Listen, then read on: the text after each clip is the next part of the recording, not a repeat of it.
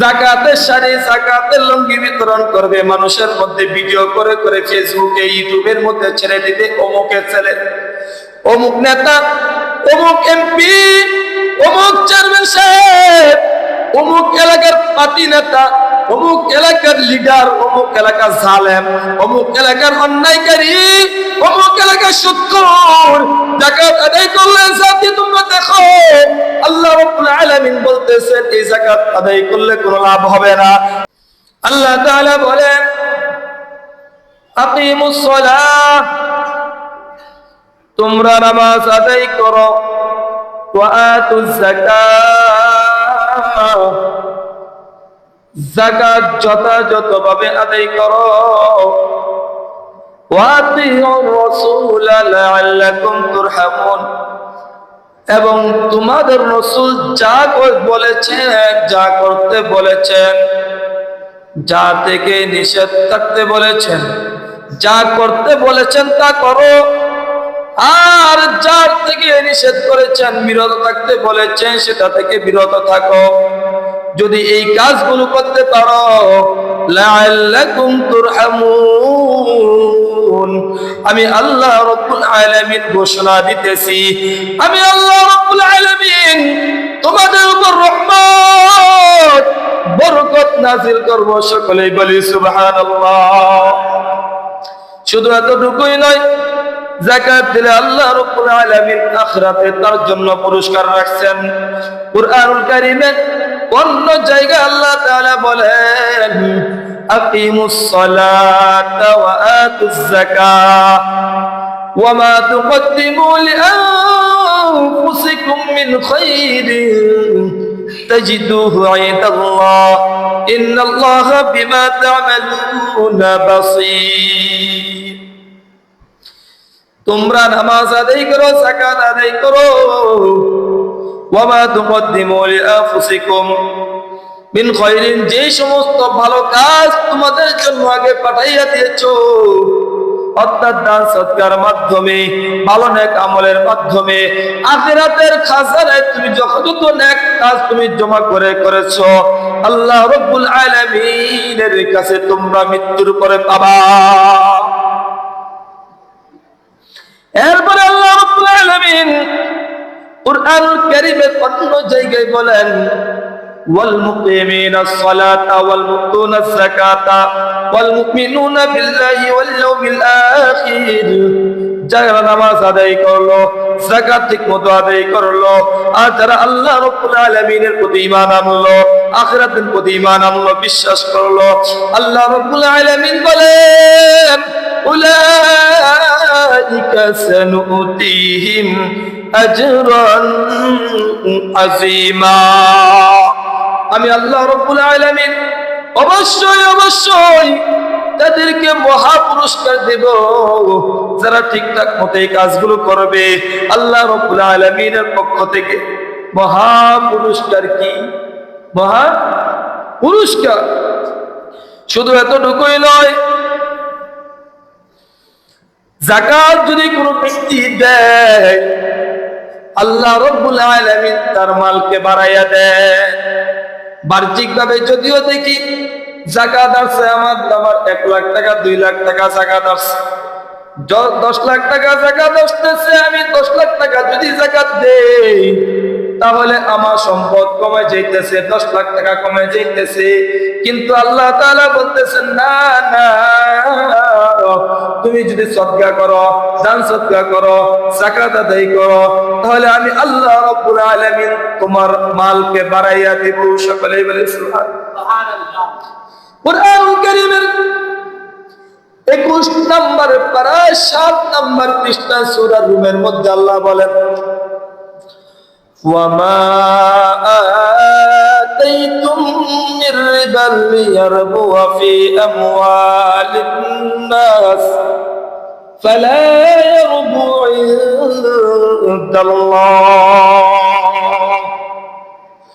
তোমরা যে সুদের কারবার করো, সুদের লেনদেন করো, বাহ্যিক ভাবে মনে করতেছো আমি সুদের কারবার করলে আমার অনেক লাভ হচ্ছে, মনে করতেছো 1,00,000 টাকা যদি আমি সুদে লাগাই তাহলে আমার 10,000 টাকা 20,000 টাকা অতিরিক্ত আসবে। এই যে বাহ্যিক ভাবে তুমি দেখতেছো সুদে কারবার করলে আমার মাল বাড়তেছে, আল্লাহ বলতেছেন না না না না, তোমার মাল বাড়ে না, বরং সুদে কারবার করার কারণে তোমার মাল বরবাদ হওয়ার কারণ হয়।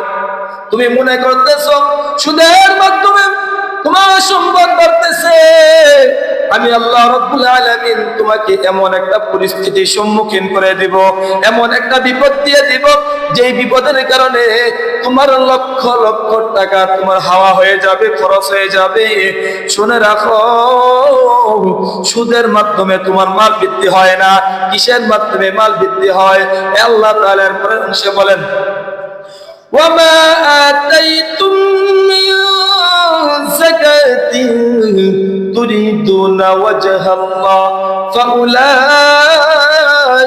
হুমুল মুফলিহুন। আল্লাহু আকবার। যারা যাকাত আদায় করবে আল্লাহ রাব্বুল আলামিনের সন্তুষ্টি অর্জনের জন্য, দুনিয়ার কোন মানুষকে দেখানোর জন্য নয়, কার্ড বিতরণ করে করে, যাকাতের শাড়ি যাকাতের লুঙ্গি বিতরণ করবে, মানুষের মধ্যে ভিডিও করে করে ফেসবুকে ইউটিউবের মধ্যে ছেড়ে দিতে, অমুকের ছেলে, অমুক নেতা, অমুক এমপি, অমুক চেয়ারম্যান সাহেব, অমুক এলাকার পার্টি নেতা, অমুক এলাকার লিডার, অমুক এলাকার জালেম, অমুক এলাকার অন্যায়কারী, অমুক এলাকার সুৎখোর যাকাত আদায় করলে জাতি তোমরা দেখো আল্লাহ রাব্বুল আলামিন বলতেছেন এই যাকাত আদায় করলে কোনো লাভ হবে না, একমাত্র আমি আল্লাহ রাব্বুল আলামিনের সন্তুষ্টি অর্জনের জন্য যদি তোমরা যাকাত আদায় করো, আমি আল্লাহ রাব্বুল আলামিন ফাউলাইকা হুমুল মুদাইফুন, আমি আল্লাহ রাব্বুল আলামিন তাদের মালের মধ্যে আমি আল্লাহ তাআলা দুগুণ বাড়াইয়া দিব। সকলে বলি সুবহানাল্লাহ। আল্লাহ তাআলা কুরআনুল কারীমের অন্য জায়গায় বলেন, ইয়ামহাকুল্লাহুর রিবা ওয়া ইউরবিস সাদাকাত।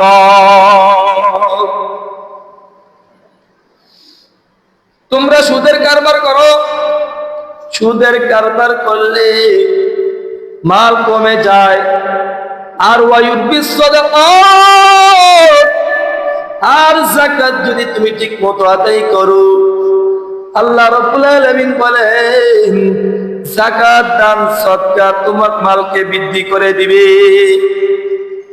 শুধু এতটুকুই নয়, তুমি যদি যাকাত আদায় করো, হাদিসের মধ্যে আছে ইন্নাস সাদাকাতা লাতুতফিউ গাদাবার রাব্বি ওয়া তাদফাউ মিতাতাসসু। তুমি যদি যাকাত আদায় করো, দান সদকা করো, আল্লাহ রাব্বুল আলামিন আল্লাহর নবী সাল্লাল্লাহু আলাইহি ওয়াসাল্লাম বলেন আল্লাহ রাব্বুল আলামিনের রাগ নিভে যায়। আপনার গুনাহের কারণে, অন্যায়ের কারণে, আল্লাহ রাব্বুল আলামিনের সাথে নাফরমানির কারণে যদি আল্লাহ তাআলা ক্রোধ হয়ে থাকেন, ক্রোধ হয় দান সদকার মাধ্যমে, যাকাতের মাধ্যমে আল্লাহ তাআলার রাগ কমে যায় এবং অপমৃত্যু থেকে আল্লাহ রাব্বুল আলামিন তাকে হেফাজত করেন। সকলে বলি সুবহানাল্লাহ। শুধু এতটুকুই নয়, আল্লাহর নবী সাল্লাল্লাহু আলাইহি ওয়াসাল্লাম বলেন যাকাত আদায় করার মাধ্যমে তোমাদের মালকে আল্লাহ তাআলা হেফাজত করেন। তুমি যদি তোমার মালের হেফাজত রাখতে চাও তাহলে ঠিক মতো যাকাত আদায় করো, দান সদকা করো।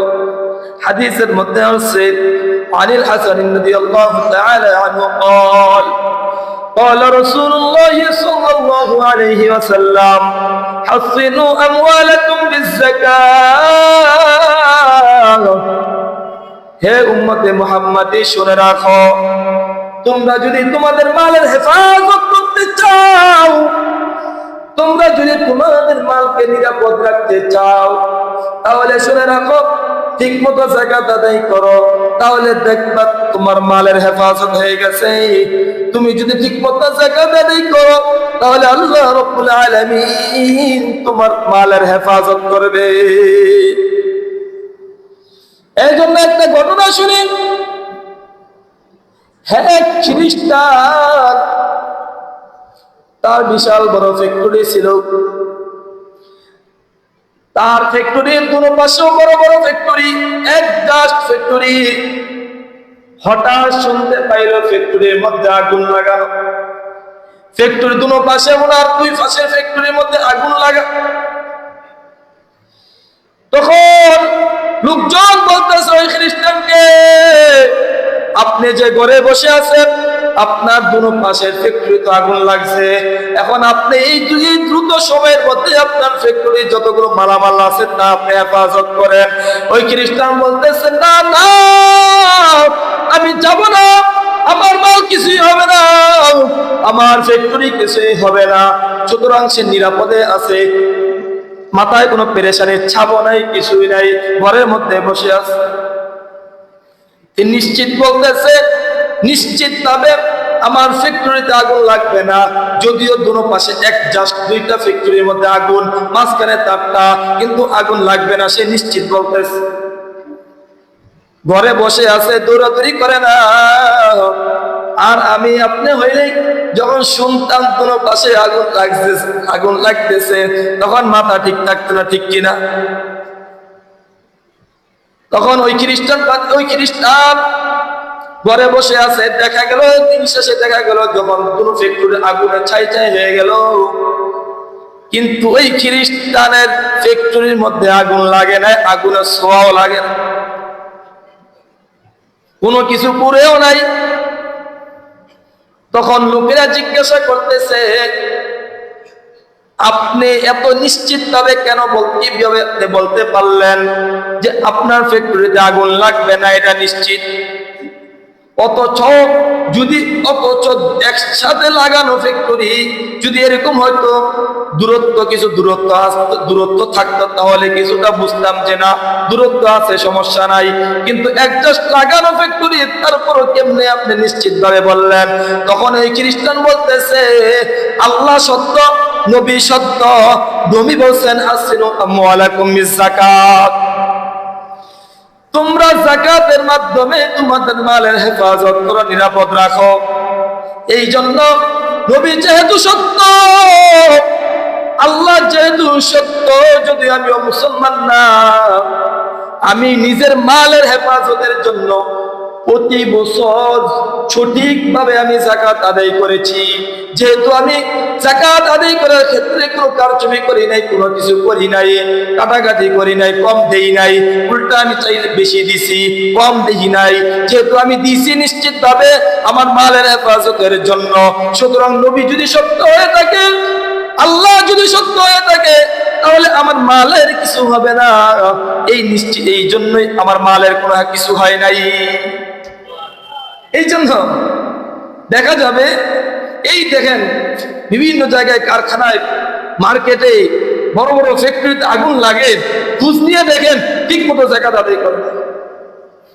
বিশাল বিশাল বড় ফ্যাক্টরি, বিশাল কারবার, লক্ষ লক্ষ কোটি টাকার কারবার, ব্যবসা, কিন্তু যাকাত আদায় করার ক্ষেত্রে কোনো নামগন্ধ নাই, নামগন্ধও নাই। অল্প কিছু যাকাত আদায় করে, 2 লাখ 2-4 লাখ টাকা যাকাত আদায় করে, ওরা জাতির সামনে ফেসবুকের মাধ্যমে, একবার ইউটিউবের মাধ্যমে, একবার বিভিন্ন মিডিয়ার মাধ্যমে বিশ্বকে দেখায় যে অমুক ব্যক্তি যাকাত আদায় করছে। যাকাত তো একটু পুরোপুরি আদায় করলোই না, 2 নম্বর সামান্য কিছু আদায় কইরা জাতির সামনে পুরো পেশ করা শুরু করছে। তাহলে আপনার মালের হেফাজত হইল কোথায় থেকে? এখন শুনেন, যাকাত যদি আদায় না করে, এতক্ষণ শুনছি যাকাত আদায় করলে অনেক লাভ, এখন শুনি যাকাত যদি আদায় না করে তাহলে কি ক্ষতি?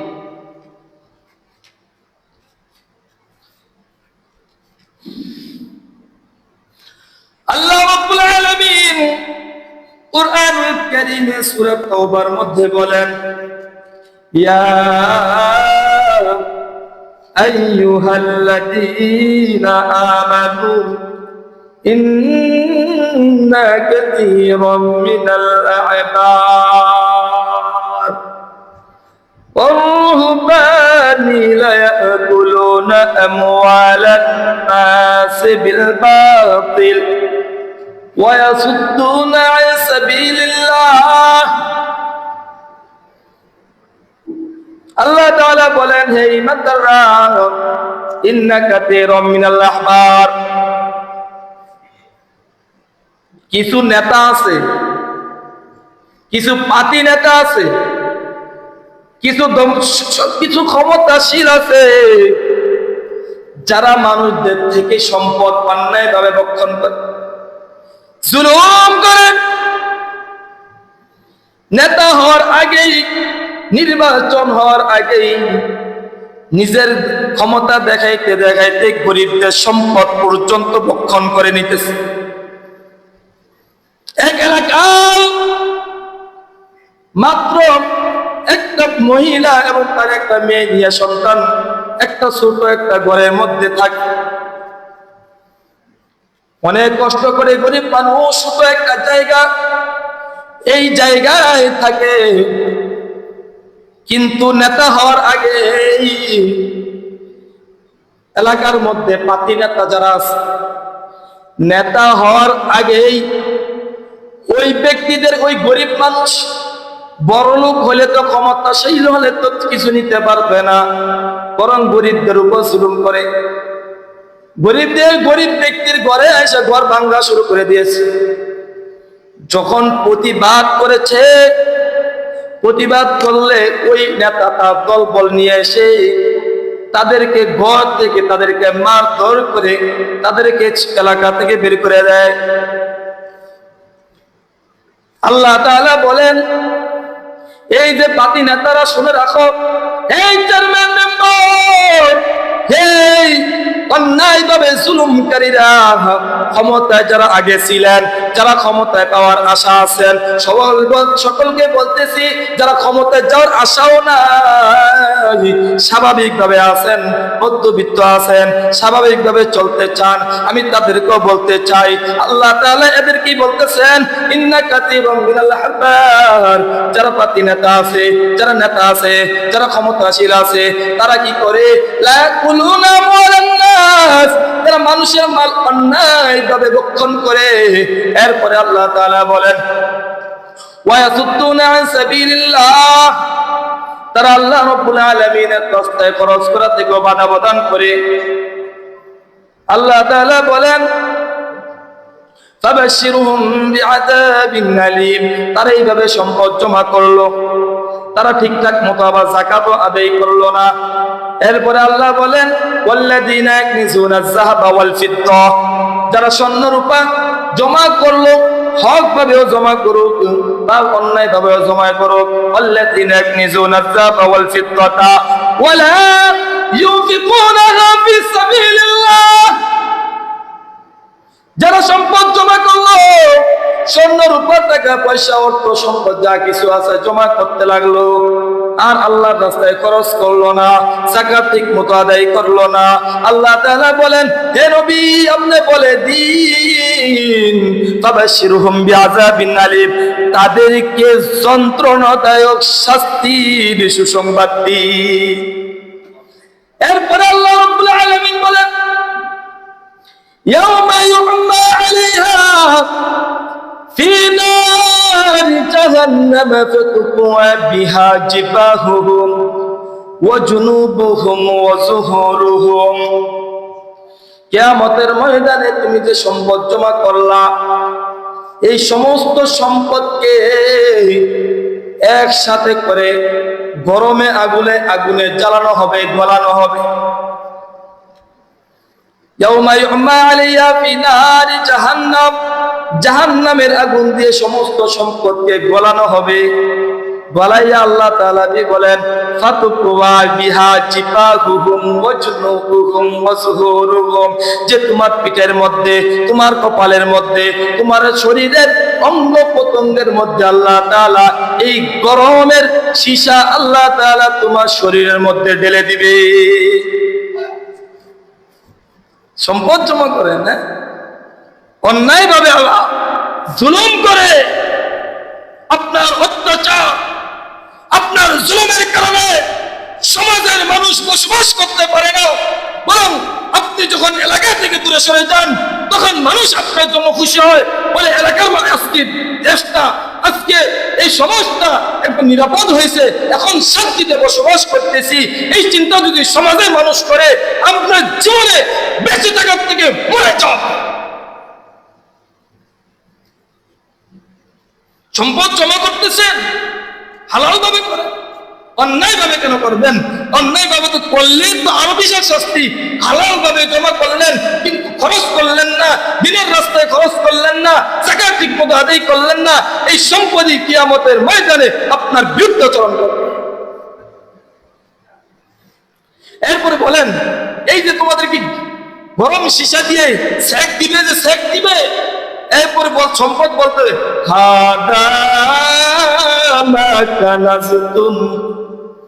আমি হইলাম তোমাদের সম্পদ। শুনে রাখো, আমি হইলাম তোমাদের সম্পদ। তুমি দুনিয়াতে অনেক সম্পদ জমা করছিলা, আমি তোমাদের সম্পদ।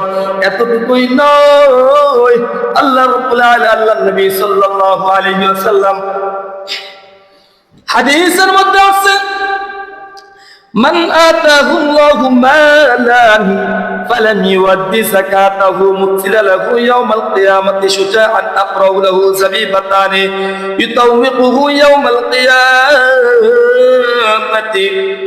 ইয়াওমাল কিয়ামা। যাকে আল্লাহ রাব্বুল আলামিন মাল দিয়েছেন কিন্তু যাকাত আদায় করে না, কিয়ামতের ময়দানে এই মালগুলোকে আল্লাহ তাআলা সাপে রূপান্তরিত করবেন। 20 দর সাপ, 20 দর সাপ এসে তাকে পুরো শরীরটাকে পেঁচাইয়া ধরবে, পেঁচাইয়া ধরে তাকে দংশন করতে থাকবে। আর সাপ বলতে থাকবে, সাপটা বলতে থাকবে আনা মালু আনা কানজু, আমি তোমার সম্পদ, আমি তোমার মাল, আমি তোমার দুনিয়াতে সম্পদ রেখে আসছিলাম, দান সদকা করো নাই, এই সম্পদগুলো আমার, এই সম্পদগুলো হলো এই সন্তানের জন্য রেখে গেলা, সন্তানের জন্য তুমি অন্যায়ভাবে জুলুম করে সম্পদ জমা করলা, কার জন্য? সন্তানের জন্য।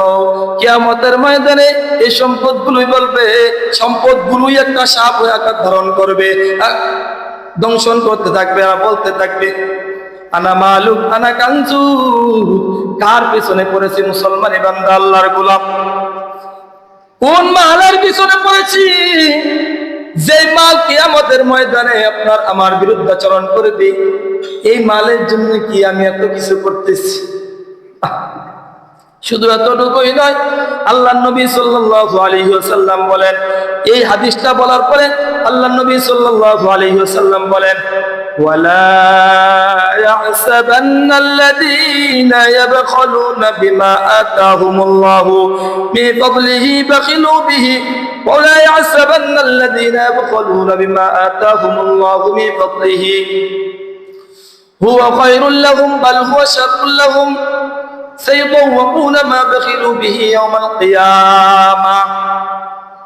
আল্লাহ তাআলা কুরআনুল কারীমের মধ্যে বলেন, ওয়ালা ইয়াহসাবান্নাল্লাযীনা ইয়াবখালুনা বিমা আতাহুমুল্লাহু মিন ফাদলিহি, আমি আল্লাহ রাব্বুল আলামিন তোমাকে যেই সম্পদ দান করেছি, এই সম্পদ নিয়ে তোমরা যে কৃপণতা করতেছো, কৃপণতা করতেছো, যাকাত ঠিকমতো আদায় করতেছো না, আর এটা মনে করতেছো হুয়া খায়রুল লাকুম, তোমাদের জন্য এটা কল্যাণ। কেন? সম্পদ ঘরের মধ্যে আছে, ব্যাংকে অ্যাকাউন্টে জমা আছে, আমি যদি গরিবদেরকে দিয়ে দিই, যাকাত দিয়ে দিই, মাদ্রাসায় দিয়ে দিই, তাহলে তো সম্পদ কমে গেল। 1 লাখ টাকা দিলে 1 লাখ টাকা কমে গেল, এটা নিজের জন্য কল্যাণ মনে করতেছি। আল্লাহ বলতেছেন না, না, এটা তোমাদের জন্য কল্যাণ মনে করার কোনো সুযোগ নাই। বাল হুয়া শাররুল লাহুম, বরং তোমাদের জন্য এই সম্পদ জমা করাটা অকল্যাণকর। সেই তোমরা বাবা খিলু বিহি ইয়াউমাল কিয়ামা, সম্পদ জমা করলা, দান সদকা করলা না, কিয়ামতের ময়দানে এই সম্পদকে একটা বেরি আকার ধারণ করায়া তোমার গলার মধ্যে পেঁচানো হবে। সকলে বলেন নাউযুবিল্লাহ। শুধু এতটুকুই নয়, সম্পদ যদি আমি আদায় না করি, আল্লাহ নবী সাল্লাল্লাহু আলাইহি ওয়াসাল্লাম বলেন এই সম্পদকে গলাইয়া, সম্পদকে স্তনের এই সামনের ভাগগুলোতে রাখা হবে। একবারে গরম সীসা বানাইয়া এরকম গরম ভাবে বুকের এখানে রাখা হবে, স্তনের মধ্যে রাখা হবে। আর এমন ভাবে রাখবেন যাতে একবারে স্তন গলে গলে পিঠ থেকে বের হবে, আবার পিঠের মধ্যে রাখা হবে, গলতে গলতে গলতে গলতে আবার স্তন দিয়ে বের হবে। হে মুসলমানি বান্দা, আল্লাহর গোলাম, আল্লাহর নবী আরেক হাদিসের মধ্যে বলছেন, দুইজন মহিলা আল্লাহর নবীর কাছে আসলেন। আয়েশা বলতে আসলেন, আল্লাহ নবী সাল্লাল্লাহু আলাইহি ওয়াসাল্লাম দেখলেন তাদের হাতের মধ্যে স্বর্ণের বালা। তখন আল্লাহ নবী বলেন, স্বর্ণের বালা যে, এইগুলোকে তুমি কি যাকাত আদায় করনি? তখন মহিলা বলতেছেন, না না, আমরা যাকাত আদায় করি না। আল্লাহ নবী সাল্লাল্লাহু আলাইহি ওয়াসাল্লাম বলতেছেন, আতুহিব্বানা আন ইউসাউমিরাকুম আল্লাহু বিসুরাইনি মিন নার। তোমরা কি পছন্দ করো কিয়ামতের ময়দানে তোমাদেরকে এই জাহান্নামের আগুনের বালা পরিধান করানো হবে? এটা কি তোমরা পছন্দ করো? মহিলা বলতেছেন, না না, আমরা এটা অপছন্দ করি, আমরা চাই না আখিরাতে আমরা শাস্তি পাবো। আল্লাহ নবী সাল্লাল্লাহু আলাইহি ওয়াসাল্লাম বলেন, ফাআদিয়া যাকাত, সুতরাং তোমরা সহিভাবে ঠিকঠাক মতো যাকাত আদায় করো। তাহলে এই আলোচনা থেকে আমরা কি বুঝতে পারলাম? যাকাত আদায় করলে আল্লাহ রাব্বুল আলামিন মালের হেফাজত করেন, মাল বাড়াইয়া দেন, আখিরাতে আজর দেন, সওয়াব দান করেন। আল্লাহ তাআলার ক্রোধ কমে যায়, নিভে যায়, অপমৃত্যু থেকে আল্লাহ তাআলা হেফাজত করেন। আর যাকাত আদায় না করলে কিয়ামতের ময়দানে আমাকে আপনার এই সম্পদগুলো সাপ আকার ধারণ করবে, আমাকে কামড়াবে, আর আমাকে বলতে থাকবে, আমি তোমার মাল, আনা কানজুকা আনা মালুক, আমি তোমার মাল, আমি তোমার সম্পদ। এবং কিয়ামতের ময়দানে এই সম্পদগুলো সীসা গলার আকার ধারণ করে সীসা গলানো হবে, গলিয়ে আমাকে সেক দেওয়া হবে, গরম করে সেক দেওয়া হবে। তাহলে এখন আমাদের উচিত একটু চিন্তা ফিকির করা, আসলে আমি ঠিক মতো যাকাত আদায় করতেছি কিনা।